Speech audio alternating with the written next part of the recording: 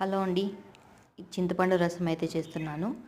కొందరైతే టమాటా రసం, కొందరు మిరియాల రసం, రసంలో కూడా చాలా వెరైటీస్ అయితే ఉన్నాయి. ఇదైతే మా ఆంధ్ర స్టైల్ చింతపండు రసం. చింతపండు ముందే నానబెట్టేసి ఇలా అయితే గుజ్జు అయితే తీసి సైడ్కి పెట్టేస్తున్నాను. అందులోకి కొంచెం పసుపు వేసుకొని, ఇదైతే వేస్టేజ్ అండి. జీలకర్ర, మిరియాలు, కొంచెమే మెంతులు లైట్గా వేయించి పొడి చేసి అయితే నేను ముందే పెట్టుకుంటానంటే ఇంట్లో స్టాక్ ఉంటుంది ఎప్పుడు.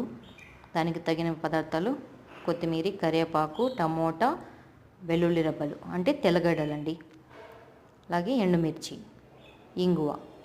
ఇప్పుడు ఆయిల్ వేసుకొని అందులో సాసులు, కరివేపాకు, మీ కారానికి తగ్గట్టుగా ఎండుమిర్చి.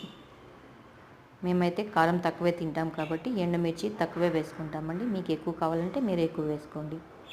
ఎక్కువ కారం ఉంటే మా ఇంట్లో పిల్లలు, మా వాళ్ళు ఎవరు తినరండి. మేమంతా కారం తక్కువే తింటాము. ఇప్పుడు టమాటా వేసుకోవాలి. టమాటో కూడా అంతే, బాగా మగ్గాలి. మగ్గిన తర్వాత ఇంగువ వేసుకోవాలి. ఇంగువ వేసుకున్న తర్వాత టమాటా అయితే మగ్గింది కదండి. ఇప్పుడైతే జీలకర్ర, మిరియాలు పొడి అయితే కొట్టాము కదండి, దాన్ని అయితే ఒక స్పూన్ వేసుకోవాలి. ఎక్కువ క్వాంటిటీ చేసుకుంటే ఎక్కువగా వేసుకోవాలి, తక్కువ క్వాంటిటీ ఉంటే తక్కువగా వేసుకోవాలి. ఇప్పుడు కొత్తిమీర అయితే వేస్తున్నాను.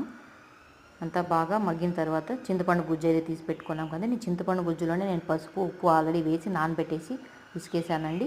లాస్ట్లో మీకు సరిపోకపోతే ఉప్పు చూసుకొని అడ్జస్ట్ చేసుకోండి. ప్లీజ్ లైక్ చేయండి.